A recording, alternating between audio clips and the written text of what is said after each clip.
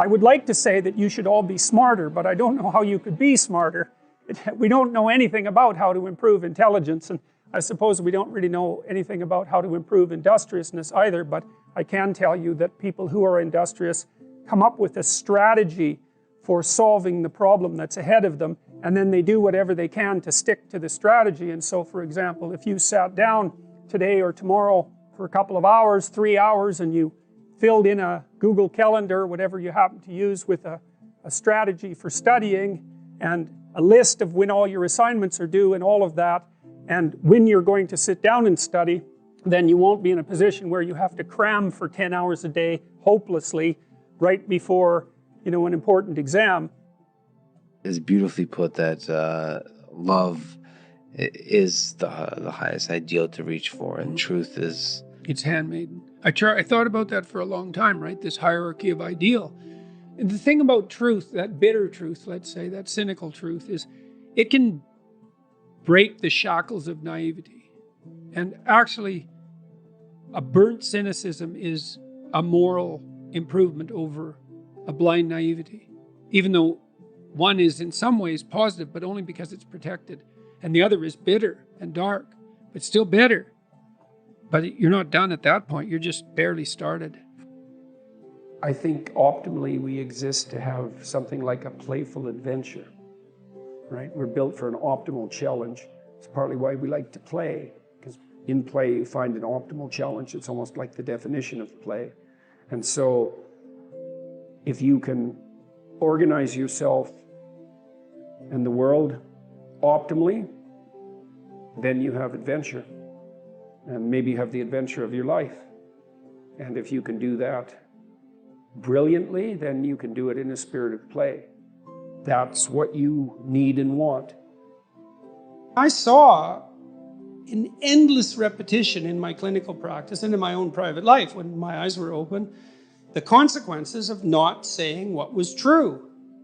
It's like whatever hell you might fall into by opening your mouth when you have something to say that isn't popular, it's nothing like the hell that you're going to envelop yourself in if you lose control of your own tongue and mind. And like I said, in my clinical practice, I never saw anyone get away with anything even once. And so all you have in a situation like that is what is the truth. Now, you know, of course, you only have your approximations to the truth, but that's better than nothing. And so you need to be afraid of the right thing, and you should be afraid of contaminating your soul with deceit. That's what you should be afraid of. What happens is, you know, garbage in, garbage out, the old programmer saying goes, and so you'll fill your head with nonsense and no one will call you on it except you, but you can still that voice if you try hard enough. You just wait until you get in real trouble. You know, one day there'll come a point where you have to make a decision. And the decision is the difference between life and death, or worse, between someone else's life and death, or worse, between health and the suffering that's worse than death. And because you've compromised yourself to such a degree, you will not be able to rely on your judgment, and you will make the mistake you shouldn't make. And then you're done. And that will absolutely happen. Yeah, well, I mean, you set what's great against what's tragic. Yeah. I mean, what else could you possibly do? And so then you say, well, how do you find what's great in your own life? And part of that is you watch. It's like, when is it that I'm doing something that alleviates my suffering, right? It's real, you have to ask that question to yourself honestly. One of the things you have them do is say, well, why don't you just watch for a week? Like, watch yourself like you don't know who you are, and just see when you're not quite as miserable. Yeah. And then let's see if we can figure out what it is about what you're doing in that situation that's lifting the gloom. It's like, okay, there's something in that that's curative, right? And that's something in that that's curative is related to, well, you might say your purpose. It's like maybe part of the reason you're depressed is because you're too isolated. And now we can work on that. So let's see if we can increase the amount of time you're spending with your friends by like 20%. Or maybe you need a couple of new friends. Or maybe you need to work on your comic material, you know, because you can set that against the tragedy of life. I've been trying to figure out what gives people's lives meaning. And if you look at it technically, in order to have any positive meaning in your life, you have to have identified a goal. And you have to be working towards it. And there is a technical reason for that. And The technical reason, as far as I can tell, is that the circuitry that produces the kind of positive emotion that people really like is only activated when you're proceeding towards a goal that you value. And so that means that if you don't have a goal that you value, you can't have any positive emotion. So technically that's the incentive reward system, and the underlying circuitry is dopaminergic, and when that circuitry is activated, then it's part of the exploratory circuit. It gives you the sense of being actively engaged in something worthwhile. You know, you tend to think of positive emotion as something produced by reward, but there's two kinds of positive emotion. One is the reward that's associated with satiation, and that's consummatory reward, and that's the reward you get when you're hungry and you eat. But the thing about eating when you're hungry is that it destroys the framework within which you were operating, right? It's time to eat. Well, you eat, and then that framework's no longer relevant, so the consummatory reward eliminates the value framework, and then you're stuck with, well, what are you going to do next? And so the consummatory reward has with it its own problems, but the incentive reward is constantly what keeps you moving forward. And incentive reward, because it's dopaminergic, also is analgesic, literally analgesic. So if you're in pain, you take opiates and that will cut the pain, but so will psychomotor stimulants like cocaine or amphetamines. And so it's literally the case that if you're engaged in something that's engaging and you're working towards a goal, that you're going to feel less pain. And you can see this happening with athletes who, you know, they'll break their thumb or something, or maybe sometimes even their ankle, and they'll keep playing the game. Of course, afterwards, they're suffering like mad, but the fact that they're so filled with goal-directed enthusiasm means that, well, the pain systems are in some sense shut off. So that's an interesting thing, because what it suggests, I mean, then you could imagine, I might say, well, how happy are you that you've made a certain amount of progress? And if you think about it, what you'd say is, well, it depends on how much progress and in relationship to what. So hypothetically, you're going to be happier if you've made quite a bit of progress towards a really important goal.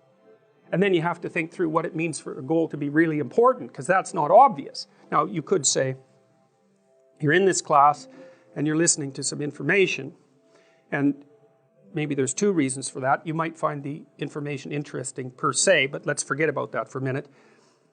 You need to listen to the information so that you can do well on the assignments, so that you can do well in the class. You need to do well in your classes so that you can finish up your degree. You need to finish up your degree so that you can find your place in the world. You need to do that so that you're financially stable and maybe you can start a family and have a life, and that's all part of being a good person, something like that. And so that's a hierarchy of goals, and you might say that being a good person would be the thing, however vaguely thought through, that's at the top of that hierarchy. And then when you're doing things that serve that ultimate purpose, then you're going to find those more meaningful, and that meaning is actually produced as a consequence of the engagement of this exploratory circuit that's nested right down in your hypothalamus. It's really, really old. It's as old as thirst, and it's as old as hunger. It's really an old system. And so you want to have that thing activated. It might be that the sense of meaning that life can provide to you is proportionate to the amount of responsibility you decide to take on. And that'd be very strange if it was the case, you know, because responsibility, of course, is a kind of weight, obviously, and it's difficult to take on responsibility. But if any positive emotion that you feel, and your control of anxiety, and the control over pain is dependent on the activation of these systems that watch you move towards a desired goal, then the more complete and weighty the goal is, the more kick there's going to be in the observation that you're moving towards it. And you know, you kind of already know this, because you'll have observed in your own life that when you're engaged in something that you believe in, that the time passes properly. You know, you can see this even if maybe you're reading a paper and it's actually related in some intelligible manner to something that you want to learn. So even though it's difficult, you get engaged in it, you can remember it better, you can process it better, and you're not so likely to fall asleep, and you're not so likely to want to find distractions, all of that. You can get into it. And it would be very interesting if that was proportionate to the degree of responsibility that you're willing to shoulder, and I think you can make a strong case for that. I've also often wondered, imagine you could offer people a choice. Here's the choice. You could say, well, your life isn't meaningful. The nihilists have got it right. There's no meaning in your life. And Because of that, there's no reason for you to accept any responsibility. So you can live a responsibility-free life, and maybe one of impulsive pleasure-seeking, but a responsibility-free life, but the price you pay is that it doesn't get to be meaningful. Or you could say to someone, no, we're going to do the opposite. We're going to say, you can live a meaningful life, but it's only going to be as meaningful as the amount of responsibility that you're willing to bear. And then you might say, well, what would people choose?